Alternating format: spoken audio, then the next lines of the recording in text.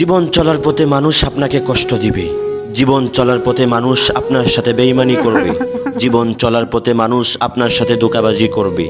আপনি যাদের ভালো চেয়েছেন তারাই আপনার ক্ষতি করতে চাইবে। আপনি যাদের জন্য জীবনটাকে উৎসর্গ করে দিয়েছেন তারাই আপনাকে কষ্ট দিবে। কি ভাবছেন কষ্টের সম্মুখীন কি আপনি হন নাই?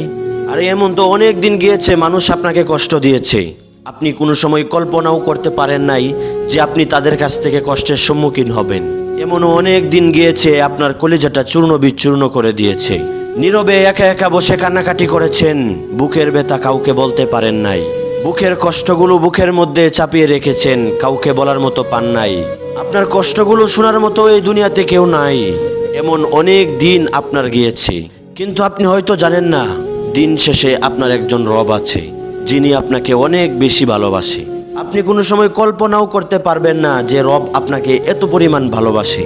এই দুনিয়ার মানুষ আপনার সাথে ধোঁকাবাজি আর বেঈমানি করলেও আপনার রব কখনো আপনার সাথে ধোঁকাবাজি করবে না।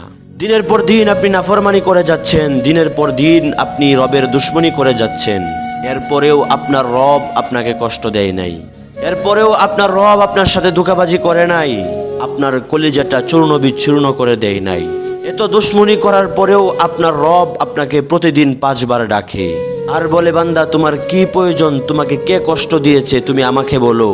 তোমার টাকার প্রয়োজন, তোমাকে কে ছেড়ে চলে গেছে, তোমার কলিজাটা চূর্ণ বিচূর্ণ করে দিয়েছে, তুমি আমাকে বলো, আমি রব তোমার সব সংশোধন করে দেব ইনশাআল্লাহ। কিন্তু রবের ডাক আমরা শুনি না। আমরা যখন নীরব নিস্তব্ধে ঘুমিয়ে যাই, আপনার রব তখন আপনাকে নিরিবিলি নাম ধরে ধরে ডাকে আর বলে, বান্দা বলো বলো বলো, তোমার কি প্রয়োজন তুমি আমাকে বলো।